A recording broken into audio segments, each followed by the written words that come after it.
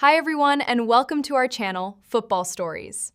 Here, we explore the incredible history of the beautiful game. So let's get started. Welcome to The Explainer. So if you've been tuning in to this absolutely massive, expanded 2026 World Cup, you already know it's not just your standard tournament anymore. Honestly, it's become a grueling war of attrition. With North America hosting this colossal 48-nation format, the race for the Golden Boot is no longer just about who can finish their chances in the box. Not at all. It's really about survival. It's about outlasting extreme climates, surviving brutal travel schedules, and adapting to a totally new, rapidly shifting tactical landscape. Today, we're going to break down exactly who is surviving this crucible and, more importantly, how they are pulling it off. To really wrap your head around the sheer scale of what these players are facing, you just have to look at this number, 104. That is the unprecedented total number of matches being played across this massive tournament. It's a real game changer. Because of this expanded format, the Golden Boot race goes way beyond simple goal tallies. It requires this unmatched level of physical endurance and tactical intelligence to consistently score, especially when your body is literally being pushed to its absolute limits across different time zones and completely wild weather extremes. So here's our roadmap for today. We'll start with legacy icons lead the race, then look at physical marvels and power, surviving environmental warfare, the rise of breakout stars, and finally, the tactical revolution. Okay, let's jump right into section 1, legacy icons lead the race. Okay, let's dive into this because heading into the knockouts, this leaderboard is just stacked. Right at the very top, Lionel Messi has an astonishing 6 goals. And then right behind him, locked in this crazy four-way tie with 4 goals each, you've got Kylian Mbappé, Erling Haaland, Vinicius Jr., and Ousmane Dembélé.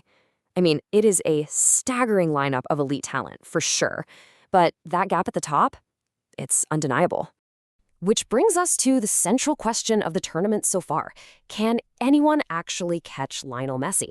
The guy is 38 years old, but playing in this highly fluid system under Lionel Scaloni, he has completely dominated the early lead, with 6 goals in the group stage alone. His campaign started with this just electric hat-trick against Algeria, but really it was his performance against Austria in Dallas that cemented his legendary status in this tournament. 19. Let that number sink in for a second. That is Lionel Messi's new career World Cup goal tally. And the way he got there was wild. After missing an early penalty against Austria, he orchestrated this incredible, dramatic redemption arc. He scored in the 38th minute and then sealed a 2-0 victory deep into stoppage time. With those goals, he officially surpassed Brazilian legend Marta and Germany's Miroslav Klose to become the outright all-time leading goal scorer in World Cup history, across both men's and women's football. Absolutely historic.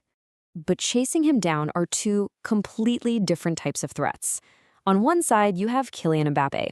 The 27-year-old reigning Golden Boot winner brings pure speed and total unpredictability.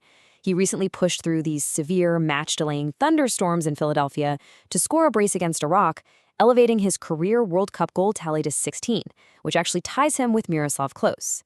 Now, on the flip side, you have Erling Haaland. Norway's premier striker is pretty much the definition of brute power and relentless penalty box efficiency. Which brings us perfectly to our second point, physical marvels and power.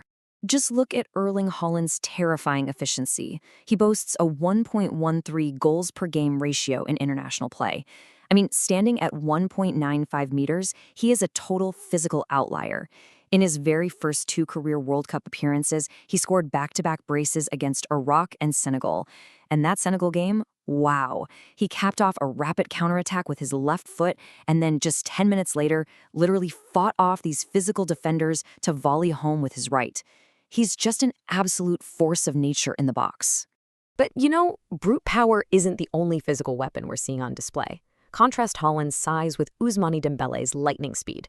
Over in Boston, Dembele completely dismantled Norway's defensive line, scoring a first-half hat-trick in just 32 minutes.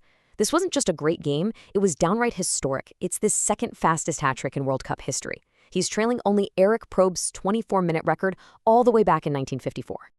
All right, let's pivot to section 3, surviving environmental warfare. The players aren't just fighting each other out there, they are locked in a grueling gauntlet against the elements. Take Mexico City, for example. Teams are literally gasping for air at a staggering 2,240 meters above sea level in the Estadio Azteca. Then down in Dallas, they're facing punishing heat averaging 34 degrees Celsius, or about 93 degrees Fahrenheit. That turns your standard hydration breaks into these absolutely critical tactical timeouts. And if that wasn't enough, in Houston and Miami, players are slogging through 75% humidity. That is basically like trying to sprint 10 kilometers inside a sauna. It causes rapid dehydration and dangerously elevated core temperatures. So, the crucial point here is the actual science behind this fatigue, and it is brutal. Sports science data shows that a player's VO2 max, which is essentially their aerobic capacity, drops by up to 8% for every 1,000 meters above 1,500 meters of elevation. High-velocity running distances, those decrease by up to 21%. Now compound that massive lack of oxygen with exhausting itineraries like, for instance, Curaçao traveling over 5,300 miles from their base camp to various matches, and you have an environment where fatigue entirely dictates the flow of the game. Moving on to Section 4, Rise of Breakout Stars. So all this environmental fatigue is actually paving the way for some new heroes to emerge from the shadows. Take Switzerland's 20-year-old Johan Manzambi. He has been wildly efficient, scoring 3 goals already. I mean, he came off the bench against Bosnia-Herzegovina, scored a spectacular volley in just 2 minutes, and ultimately bagged a brace, making him the youngest Swiss player to ever do so at a World Cup. Meanwhile, you've got Florian Wirtz of the USA with 2 goals.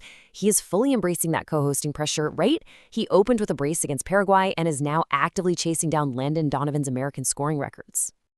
Finally, Section 5, the tactical revolution. And this brilliantly illustrates how coaches are adapting to survive. We are seeing a brand new tactical weapon of choice for 2026, the Shadow Striker. Built specifically for fast-paced, transition-heavy vertical systems, a Shadow Striker doesn't start as the highest player on the pitch. Instead, it's like a trap. They wait behind a large physical target forward who pins the center backs down. Then, boom, they arrive late from deep positions, completely outside the defensive line's field of vision to exploit that immediate space. Let's move to the whiteboard and see how this builds, because we are basically witnessing the death of the traditional false 9. In previous tournaments, a false 9 would drop deep to drag defenders out. But modern defenses, take Brazil's for example, they use these highly compact 4-4-2 blocks out of possession, which perfectly neutralizes that space. So the Shadow Striker is the antidote. Because those defensive midfielders are so busy shifting horizontally in their compact blocks, they completely lose track of the Shadow Striker's late, explosive vertical runs. It's a highly efficient way to score when your entire team is frankly too exhausted to maintain long spells of possession. So, what does this all mean for the rest of the tournament? Who will ultimately conquer the extreme elements, the shifting tactics, and the overwhelming fatigue to claim the 2026 Golden Boot? Will it be a veteran icon like Messi extending his impossible legacy? A physical powerhouse like Haaland just smashing his way through tactical blocks? Or maybe a shadow-striking breakout star capitalizing on the sheer exhaustion of the field? The crucible is set for the knockouts, and honestly, the race has only just begun. That's all for today. Goodbye. Don't forget to subscribe to the channel.